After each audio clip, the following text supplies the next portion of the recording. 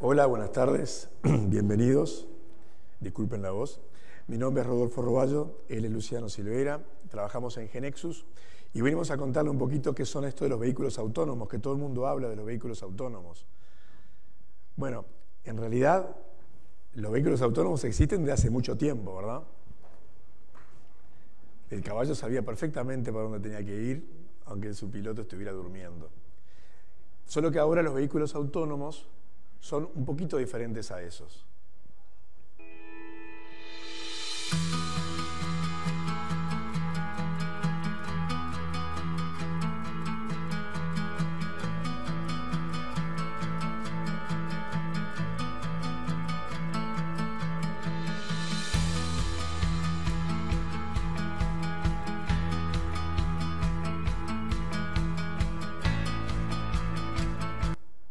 Ups, disculpen. Esto es lo que no puede pasar en una presentación, ¿verdad? ¿Y ahora? Al caballito. Dale.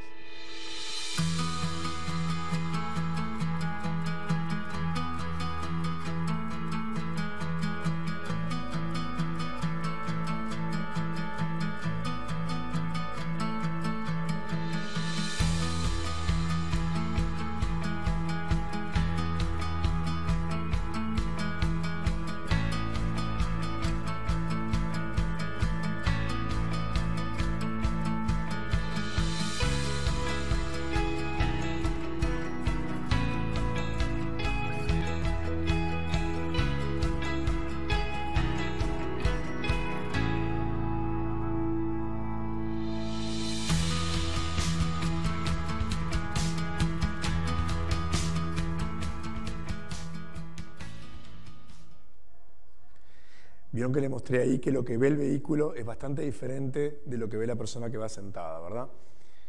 Entonces, ¿qué vamos a ver aquí? Primero vamos a ver lo que es los desafíos que implica hacer un vehículo autónomo, la complejidad que tiene, y vamos a ver que también no solamente en los vehículos que circulan en la calle hay una gran complejidad, sino también en los vehículos que son más pequeños y que pueden servir para otro tipo de tareas, como por ejemplo recolección de frutas o inspección de viñedos o para depósitos o para una valija que lo siga en el aeropuerto. O sea, hay un montón de complejidades que la vamos a ir desarrollando a lo largo de la charla. También vamos a ver qué se entiende actualmente por distintos niveles de vehículos autónomos y la complejidad que tiene poder llegar a cumplir con esos niveles, y eso es un poco la causa de por qué no estamos ya con vehículos autónomos en la calle, porque es bastante difícil poder comprender esos niveles. Después veremos qué aproximaciones existen para poder tratar ese problema. Vamos a ver que hay dos grandes líneas en las cuales los fabricantes se han dividido para tratar de solucionar el problema de la conducción autónoma. Vamos a ver también un caso en el cual le vamos a demostrar cómo se hace para conducir un vehículo autónomo y qué herramientas disponemos para ello. Y por último, un pequeño resumen de lo que estamos hablando. Bueno, cuando hablamos de vehículos autónomos, implica un vehículo que puede estar en la calle. Estar en la calle es un ambiente bastante caótico, en el cual pueden suceder un montón de situaciones. El vehículo tiene que poder llegar a detectar, por ejemplo, cuáles son las líneas de la calle. Puede tener que detectar personas, vehículos, señales de tránsito, los bordes de las carreteras, señales en el piso, pero además tiene que estar preparado para poder sobrellevar algunas situaciones que no son las esperadas, como por ejemplo que vaya circulando y que salga un animal de golpe y se le atraviese en el camino. Tiene que tomar una decisión dependiendo de la velocidad del animal y la trayectoria que supuestamente el animal puede tener. Lo mismo pasa en el caso de un ciclista. El ciclista de repente no vio el vehículo y se tiró delante, o si de repente lo vio, lo único que hizo fue abrirse un poco para evitar el cordón. Y el vehículo tiene que ser capaz de tomar decisión. Así como nosotros cuando conducimos sin querer estamos atentos a un montón de cosas, un vehículo autónomo tiene también que estar atento a todas esas cosas. Por ejemplo, podría haber información que no es del todo confiable. Acá hay un peatón que aparece atrás de un vehículo. Entonces, tengo que ser capaz de poder detectar a ese peatón y tomar una acción. ¿Qué está haciendo? ¿Está parado? ¿Se va a mover? ¿Se va a atravesar delante? ¿Qué es lo que hay que hacer? Lo mismo, por ejemplo, en la decisión de tomar un carril. Si bien en muchos vehículos el vehículo nuestro está detenido, tenemos que insertarnos en un carril, hay que calcular la velocidad del vehículo que viene después, el espacio, a ver a qué velocidad hay que acelerar, de forma tal de poder ponerse en la vía en forma segura. Digo, todo eso implica un montón de decisiones y vamos a ver con qué contamos para poder tomar esas decisiones. Esto es lo que ve un auto autónomo. Medición de distancia, medición de espacio libre, ver los bordes, ver los vehículos, un cruce, ver, por ejemplo, un path, un camino trazado en el cual tiene que seguir, asignaciones de carril, en el cual carril me puedo mover, cuáles son obstáculos potenciales que no me dejan mover de carril, lo que sería la visión de un LiDAR, un radar que emite infrarrojos, cómo se puede hacer para trazar un mapa, que es información geolocalizada, pero que además se combina con otro tipo de sensores. Y finalmente lo que sería la conducción de un vehículo en el cual una persona está... Ahí, por ejemplo, el vehículo frenó. ¿Frenó por qué? Porque tuvo información, un vehículo que se tiraba y tuvo que parar. Ahí ven, por ejemplo, los bordes de las líneas. Todo eso forma parte del volumen de datos que tiene que manejar a la misma vez. Aquí tienen una visión de lo que ve el auto y también de lo que ve los sensores que tienen adentro. Entonces, cuando hablamos de sensores, hablamos, por ejemplo, de el LiDAR o un radar emisor de infrarrojos que puede ser tridimensional o bidimensional, que gira 360 grados y va midiendo los rebotes, con lo cual le permite hacer un mapa de los obstáculos que tiene alrededor y poder saber por dónde tiene que circular. También se utiliza para poder detectar los bordes de la ruta o algunos otros obstáculos más cerca del vehículo. El GPS, pero el GPS tiene un error, entonces no se puede utilizar el GPS solo. Hay que utilizar información de giróscopos, acelerómetros, tacómetros, o sea, varios sensores con la información fusionada, de tal de, por ejemplo, tener una medida de la distancia recorrida, pero corregida a través de otros sensores que fusionan esa información. Hay radares en la parte posterior y en la parte delantera para poder evitar que se choque contra otros vehículos. Son radares de seguridad. Hay una videocámara o varias videocámaras que se utilizan para detectar las señales de tráfico o para detectar un vehículo que se quiere pasar o un peatón que se atraviesa. Ustedes vieron que en este caso se detectaba la silueta. Bueno, hay un sistema de reconocimiento de imágenes que permite detectar que eso que está cruzando es un peatón o puede ser peligroso que el vehículo continúe o que es necesario parar. Después también tenemos sensores ultrasónicos en las ruedas para poder saber la distancia a la que se encuentran otros vehículos u obstáculos, como por ejemplo postes o semáforos. Y también dentro de las ruedas están lo que se llaman shaft encoder, que son los medidores de cuánto va avanzando la rueda, que nos da una idea más fidedigna de la distancia que estamos recorriendo, pero esa distancia a su vez se debe fusionar con la información del GPS y con otros sensores. Por supuesto, todo esto tiene una computadora de a bordo que está tomando las decisiones en función de toda esta información que tiene de los sensores. Cuando hablamos de distintos niveles de autonomía, ¿de qué estamos hablando? Muchas veces escuchamos si un vehículo con nivel de autonomía 3 tuvo un accidente o pasó tal o cual cosa. ¿Qué significa nivel de autonomía 3? Bueno, para empezar, el nivel de autonomía 0 es cuando el vehículo da información al conductor, pero no toma ninguna acción automática. Por ejemplo, la cámara marcha atrás o el sonido que nos dice si estamos muy cerca del vehículo que está atrás. No hace absolutamente más nada que eso y es el conductor el que tiene que tomar las decisiones. Cuando estamos hablando de nivel 1, ya hay algunas funciones que son automatizadas, como por ejemplo la velocidad de crucero o el mantenimiento dentro de una línea, o inclusive en algunos vehículos ya vemos la asistencia para el parqueo, ¿verdad? Para el estacionamiento. En el caso del nivel 2, ya hay varias funciones trabajando en forma automática y, por ejemplo, tenemos un frenado asistido que ya no depende de la persona, sino que el vehículo frena cuando detecta que hay otro vehículo a determinada distancia por seguridad, o también tiene sugerencia de cuándo es posible cambiarse de línea y cuándo no es posible cambiarse de línea. Inclusive acá en algunas funciones también se detectan los ojos de la persona y si la persona baja la vista porque está viendo un celular, hay una señal que el vehículo utiliza para poder aplicar los frenos de emergencia, o si la persona se duerme. Entonces hay cámaras apuntando también a los ojos y reconociendo ese tipo de información. Ya en el caso de nivel 3 hay ya una automatización, el auto puede manejar solo, pero es en forma totalmente insegura y se necesita de una vigilancia y una intervención de una persona, porque el vehículo todavía no tiene la preparación y la seguridad como para poder manejarse solo. Cuando hablamos del nivel 4 ya es bastante grande la diferencia respecto al nivel 3 y en este caso los humanos en realidad no son necesarios, el vehículo puede andar, pero generalmente en un ambiente bastante controlado, en una calle donde no hay demasiado tránsito, en lugares más bien acotados, pero la persona puede en cualquier momento tomar control del vehículo, o sea, no tenemos una autonomía total. Y con el nivel 5, sí, estamos hablando de que una persona se puede subir a un vehículo, transportarse de un lado a otro sin que tenga que hacer ningún tipo de intervención. La persona puede estar durmiendo y el vehículo es capaz de manejarse por sí solo, aún en un ambiente caótico y congestionado. Ese es el famoso nivel 5. Y esta es una de las razones por las cuales no tenemos todavía vehículos autónomos funcionando en la calle. Desde el punto de vista tecnológico, ya en lugares acotados, como puede ser un parking o puede ser un lugar cerrado o un centro de trabajo con calles determinadas, los vehículos funcionan bien. El problema es cuando están en la calle y hay un montón de información adicional que el vehículo tiene que censar y además tiene que tener la seguridad suficiente para poder ser aprobado, regulado y certificado que no dañe a ninguna persona. Entonces es muy difícil llegar a ese nivel y por eso todavía no los tenemos más entre nosotros. Bueno, pero no tiene por qué ser un auto, ¿verdad?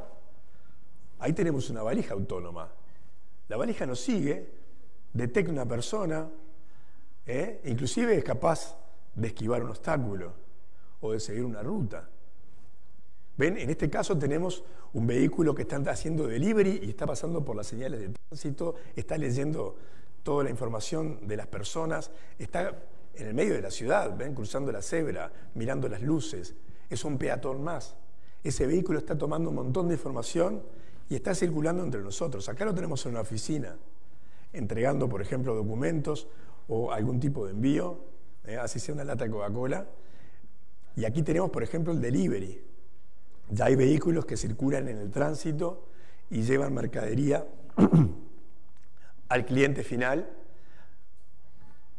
y no hay ningún problema, pero por supuesto toda la complejidad que tienen los vehículos en el tránsito también lo tienen estos pequeños vehículos, porque tienen los mismos problemas a resolver. Acá los vemos aplicaciones de seguridad, donde están monitoreando un parque, ven que está tomando una decisión con otro vehículo que se acerca, lo detectó.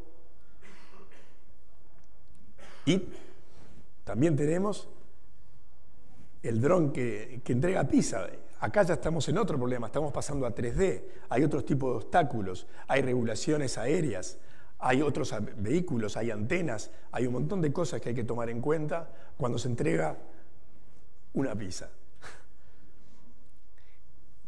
Y para los que les gusta el deporte, también tenemos vehículos como este, por ejemplo, en el cual va siguiendo el Caddy a la persona y si observan, tiene un dispositivo en la parte trasera que es lo que utiliza el vehículo para poder saber a dónde va la persona y por eso cada uno sigue al suyo y no se pierden. Entonces, esto no es mágico, sino que en realidad es un montón de información que hay que analizar en tiempo real. Para esto hay básicamente dos tipos de aproximaciones. Uno sería una aproximación robótica y la otra es lo que se llama end-to-end. En el caso de la aproximación robótica es un poco la imagen que les presentaba al principio, en el cual básicamente hay muchos sensores que están confluyendo y enviando información a la misma vez. Esa información es fusionada y con la información de la localización y del planeo de la ruta, hay un algoritmo que alguien escribió, un algoritmo determinístico, donde cuando se tiene tal medida y tal otra medida, entonces se toma tal decisión. Eso se escribe por código, es un algoritmo escrito por una persona y que va tomando decisiones a una serie de reglas en función de las medidas que está teniendo cada uno de los sensores. La otra aproximación es bastante diferente e involucra redes neuronales. En este caso, lo que se tiene es una cámara central o varias cámaras, y de ahí se obtiene la información de entrenamiento que se va a utilizar después para entrenar una red convolucional, que son el tipo de redes neuronales que se utilizan especializadas en la detección de patrones de imágenes. Entonces, si se circula el auto suficientes veces con la suficiente casuística, una red neuronal puede estar entrenada para detectar patrones y de esa manera poder dar las señales necesarias para que el vehículo se conduzca de tal o cual manera. ¿Ven? En este caso, no hay un algoritmo que lo escribe una persona, sino que la misma red neuronal va creando su propio algoritmo en función del entrenamiento que va teniendo a partir de los datos iniciales del proceso de captura de datos, que también es bastante importante porque cuanto más datos se tengan y mejor estén los datos, más posibilidades de que el algoritmo sea robusto. Así cuando vemos una valija, ven, en realidad la valija está detectando a través de una cámara objetos, se da cuenta que esos son personas y se da cuenta que tiene que hacer un desvío. En este caso, este vehículo está analizando las señales de tránsito, está leyendo información a través de sensores para poder transportarse de un lado a otro. Observen que hay un montón de decisiones que toman. Acá tenemos una vista frontal, también tenemos una vista de la navegación. Ven, aquí tenemos el LiDAR y otros tipos de informaciones. Inclusive, en este caso, ven que tiene información de vuelo y acá detectó un globo, que en realidad no es un peligro para él todavía, porque está yendo para otro lado, y tiene información de cámara que le va diciendo, por ejemplo, cuál debería ser la zona de aterrizaje seguro para ese vehículo. Así que lo dejo ahora con Luciano, que va a seguir explicando un poquito cómo funcionan esto de las aproximaciones a esta solución. Bueno, queríamos bajar un poco más a tierra estos los dos enfoques que hay en la industria actualmente. Y un poco el robótico hace mucho tiempo que está, hace, no sé, 30, 40, 50 años, y realmente no se ha podido utilizar en estos ambientes caóticos que decía Rodolfo, es por la complejidad de todo lo que necesita censar, asociar para tomar las decisiones. Los sistemas no son tan robustos para que funcionen a prueba de cualquier cosa, que es los niveles de seguridad que se exigen para que los vehículos realmente funcionen en la vía pública, si se quiere. Hay muchísimo trabajo, de muchos años en lo que es la localización, el path planning. Entonces es como un pipeline, si se quiere, donde muchos procesos están ejecutando cosas, todos colaborando en el ecosistema, que como decía Rodolfo, todo corre en el vehículo, para tomar una decisión y eso actuar sobre los motores. Si se quiere, el stack, este es un stack estándar que un poco ejemplifica eso, en el sentido que tengo que censar información, fusionar, eso ejecuta muchas veces por segundo, estoy hablando de 200 veces por segundo, toda esa información, GPS, localización donde estoy, tengo que ver la velocidad que tengo en este momento, las cosas perceptivas a mi alrededor, hacer una estimación de esas, también las velocidades de los vehículos que tengo cerca. Después, todo eso relacionado con percepción. Después también, a partir de eso, recién que tengo esa información, que son, digamos, en el orden de al menos 50 a 100 veces por segundo, tengo que definir tomo una decisión. Que esa decisión a veces se divide en dos, como un largo plazo, un global planner, que digo, quiero ir de acá a Buenos Aires, quiero ir de acá no sé, a Tres Cruces, y a su vez un local planner, que es el que toma las decisiones varias veces por segundo, de acá a 3 metros, de acá a 3 metros en adelante. Es como seguir varios waypoints uno atrás del otro. Todo eso coordinado, o sea, ejecutando todo en forma concurrente, ¿ok? Y después hasta que llega a los actuadores en sí, digamos, ¿ok? Entonces, ese es el enfoque robótico. Hay otra gente que va por el otro lado, que en realidad dice que en realidad yo le enseño a la computadora. Entonces es un problema de datos. Dame la mayor cantidad de datos posible. Esa información está etiquetada, está anotada, en el sentido que yo tengo una foto y sé qué valores le di a los motores, eso se entrena y eso funciona en forma autopilot y se replica ese comportamiento. ¿Ok? Entonces acá, por ejemplo, esto es uno de los argumentos que tiene este enfoque versus el enfoque robótico que dice, ok, tu algoritmo funciona muy bien en estas condiciones, pero si te cambian ya con una pista de esta manera, con muchos parches y todo, ya no va a funcionar, y en cierto sentido tienen razón. Pero la realidad es que no es ni una cosa ni la otra, sino es una combinación. La parte de redes neuronales es efectiva en muchas cosas y vemos que se están complementando ambas, digamos. La parte de toma de decisiones también es importante. Entonces, bueno, es un híbrido. Hay ciertas empresas que toman un enfoque más old style, si se quiere, y otras más por otras consideraciones, porque utilizan cámaras o otros tipos de dispositivos y van más por el lado de end-to-end. Acá queríamos hacer un resumen de qué es el aprendizaje en sí, digamos. ¿Qué es lo que aprende la máquina, el algoritmo, una función que ella misma se genera para tomar esas decisiones? Entonces, el ejemplo, el Hello World de esto es un clasificador de números. ¿Tá? Tengo de 0 a 9 opciones, 10 opciones, y entonces hay información anotada, lo que les decía. Alguien se tomó el trabajo de decir, esto es un 4. Entonces tengo miles de imágenes de distintos digitadas, esto es un 4, esto es un 4, etc. Entonces lo que se hace es, el algoritmo empieza con muchos hiperparámetros, que esos son valores los que se van a ajustar, que es una función que se va a tener que ajustar, y empieza con valores randómicos, con una serie de capas, que es deep learning, si se quiere. Esas capas van a sintetizar diferentes características de la imagen o de la entrada que yo quiera. Eso después va a un proceso de votación de capas conectadas a un resultado. Entonces, las primeras iteraciones, el algoritmo devuelve un valor que no tiene nada que ver con el valor anotado. Eso genera una diferencia y esa diferencia se propaga hacia atrás. Entonces, esos pequeños valores se van mejorando. Entonces, en iteraciones de millones de veces es que se empieza a generar una función que ajusta a los valores anotados.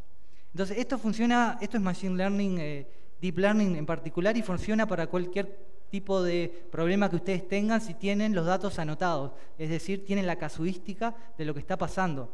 En este caso es un clasificador de imágenes, detección de objetos, detección de regiones de interés, y en nuestro caso, poder manejar a partir de una foto de una ruta cualquiera que pueda decidir qué hacen los motores. ¿Ok? Este es un poco el core de este tipo de tecnología, en realidad aplicado a vehículos autónomos. Sí, ¿querías algo? Lo que quería decir es que justamente se basa en que alguien tiene que tomarse la molestia de decirle a la red neuronal que ciertos datos corresponden a los que ella tendría que detectar. Entonces, cuando tiene un trazo manual que se parece a un número 4, en algún momento hay que decirle, esto es un 4, y ahora viene un trazo que está todo torcido, pero si uno lo mire sigue siendo un 4, esto también es un 4. O sea, porque las personas pueden escribir los números 4 de muchas maneras diferentes. Entonces, esa información es lo que se llama información anotada o etiquetada. En base a eso es que después la red, una vez que aprende a descubrir esos patrones, puede ponérsele un trazo cualquiera y la red va a comparar, va a tratar de detectar pequeñas partes y va a llegar a la conclusión de que hay un tanto por ciento de probabilidad de que eso sea un número 4. Cuando ese tanto por ciento de probabilidad no sirve en cuanto al porcentaje, entonces consideramos que la red se considera entrenada y que es capaz de detectar, en este caso el 4, y eso habría que hacer lo mismo para todos los tipos de dígitos que queremos detectar. Bien, este simplemente es un ejemplo de las características salientes que detecta una red neuronal. Entonces él detecta que, por ejemplo, esto es importante para tomar decisiones. Y acá queríamos simplemente mostrar distintas capas de sofisticación, que es lo que realmente sintetiza la red neuronal en estos casos, digamos. Entonces esto, en modo autopilot, es lo que, bueno, le va a dar al vehículo la autonomía necesaria para moverse en el entorno en el que fue entrenado, ¿no? Bien, ahora queríamos mostrar algo un poco incluso más abajo o más detallado realmente qué es lo que pasa en un vehículo autónomo. Para eso, en realidad, tenemos una imagen virtual. Primero, vamos a utilizar AutoWare, que es un software open source, que muchos vehículos de distintos portes se usan, o sea, es una infraestructura base que se puede utilizar. Entonces, a partir de ahí, o sea, no tenemos un vehículo autónomo acá, pero sí algo que se estila es bajar información sensada de distintas calles, de recorridos, y eso sirve para no solo debugging, sino para analizar mis algoritmos, cómo es que funcionan, y analizar todo mi stack de desarrollo de cómo sería en la vida real, porque la información de entrada sensorial es tal cual lo que el vehículo recabó cuando se grabó esto. ¿Ok?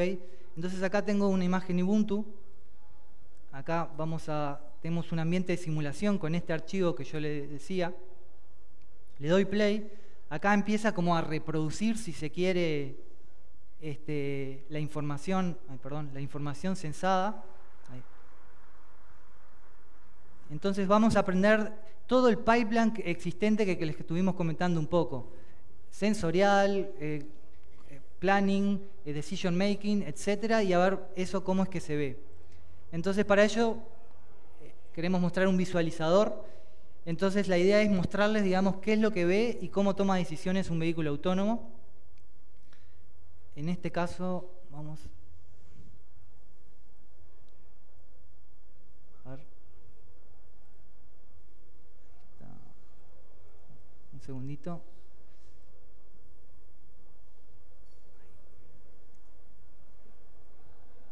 Ahí está ejecutando al 13%.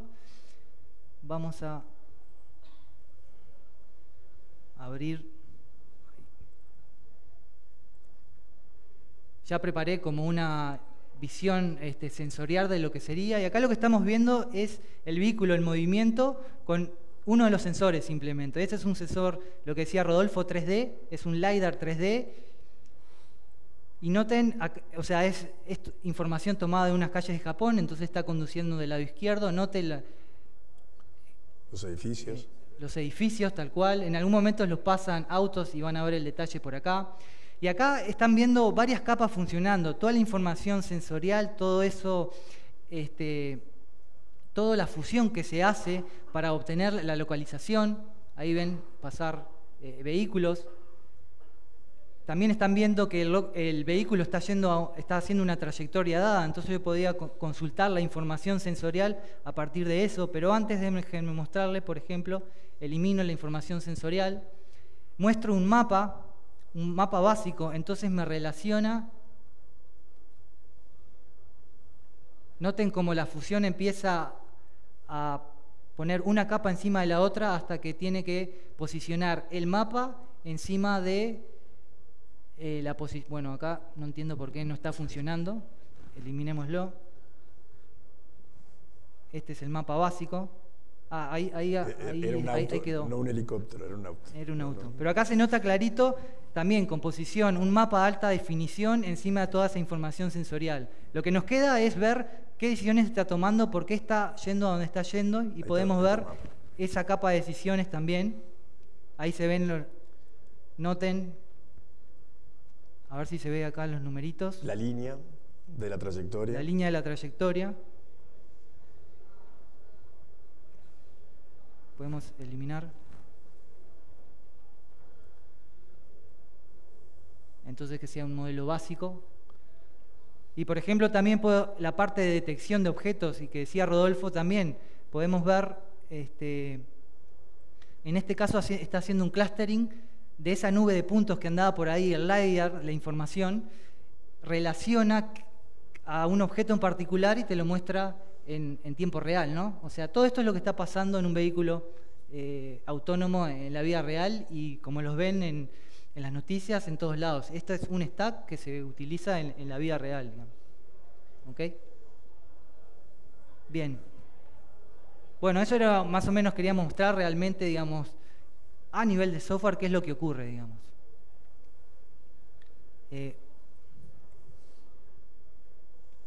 Pero también, o sea, los mismos problemas y desafíos que tenemos en esos vehículos están en los vehículos pequeños también. Acá lo que queríamos mostrarles es también el procesamiento en tiempo real. Disculpen, quedó muy cortito. En las oficinas de Artech tenemos un vehículo pequeño, que es el prototipo que tenemos, entonces lo sacamos a pasear y estamos corriendo una red neuronal de detección de objetos, y es lo que mostraba ahí los distintos rectángulos. Entonces eso es uno de los mecanismos que hay del tipo end-to-end, detección, y bueno, yo podría tomar decisiones en base a eso. Otro ejemplo que tenemos es también relacionado al mismo vehículo, en indoor. Acá lo que estamos viendo, esto es parte de la oficina de los Tilos de Genexus Labs, en el edificio de los Tilos en el LATU. Noten, ahí hay una flechita roja, esa es la localización del vehículo en su entorno. Entonces nosotros, primero lo que hicimos es dar una vuelta para que el LiDAR 2D, en este caso, que es lo que tenemos, haga ese mapa. Y a partir de ahí lo movemos del lugar, le decimos andá a tal escritorio, andá para allá, para acá, y él automáticamente toma sus decisiones, vean la flechita roja moverse, y él justamente está en modo autónomo recorriendo el recorrido que nosotros les dijimos y tomando sus propias decisiones según los obstáculos que están ahí. Ahí estamos viendo abajo la imagen, así como está, y arriba se va a ver la imagen también procesada de los objetos, de la detección de objetos. ¿Ok? Todo eso coordinado, digamos. ¿Ok? Entonces también esto sería un ejemplo en un auto de pequeño porte, donde está todo el stack funcionando. Y acá en realidad estamos, ahí se ven los rectángulos, así la imagen ahí va. Entonces ahí, por ejemplo, ahí detecta Armin y bueno, es una persona, con un grado de certeza del 80%, no tan mal.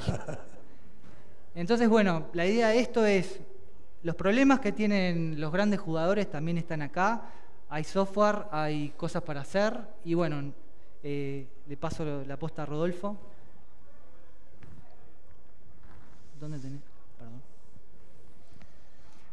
Bueno, si bien los vehículos que transportan personas existen, están en ambientes controlados, pero todavía, digamos, no los vemos en la calle, por más que hay experiencias de Uber funcionando en forma autónoma en algunos lugares acotados, también hay de otros grandes jugadores, como puede ser BMW, Audi, Volkswagen, y también empresas de alta tecnología, como por ejemplo Waymo de Google o Tesla, pero todavía por todo lo que explicábamos antes no los tenemos aquí, pero sí ya tenemos aquí los vehículos que son más pequeños y cumplen otras funciones, y ese es el objetivo al cual nosotros queremos tender en nuestro trabajo, hacer esos vehículos que puedan colaborar, por ejemplo, a fumigar una parte del campo que las grandes fumigadoras no llegan, entonces al lado del alambrado puede ir un vehículo autónomo para fumigar eso, o puede cargar fruta y cuando está llena se le da la orden de que vaya, que descargue y que vuelva, o puede inspeccionar cultivos. O sea, hay un montón de aplicaciones que realmente son importantes, que no necesariamente tiene que ser el transporte de personas. Así que, en realidad, tenemos un montón de oportunidades. Una vez que se domina la tecnología, tenemos un montón de cosas que en realidad solamente nuestra imaginación puede poner el límite.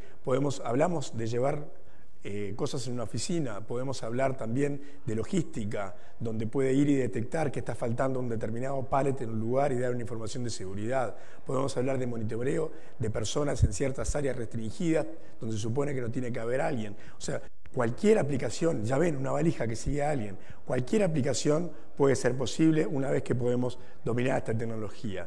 Y en esto vemos que hay diferentes técnicas. Tenemos las técnicas de redes neuronales, que lleva su trabajo comprenderlas y poder hacerlas funcionar adecuadamente. Depende también de la cantidad de datos, de la calidad de los datos, de cómo se obtienen esos datos, y también la parte robótica, donde está la información de los sensores, familiarizarse con los sensores, aprender a fusionar información para que la información quede corregida y que sirva como información confiable. Y bueno, y todo esto forma parte de la experimentación. O sea, la forma de poder lograr esto realmente es haciendo cosas. Por eso es que nosotros somos muy fervientes en lo que es el lema de este evento. La forma de hacer cosas es esa, ¿verdad? El poder hacer cosas. Así que los invitamos a hacer esas cosas. Muchas gracias.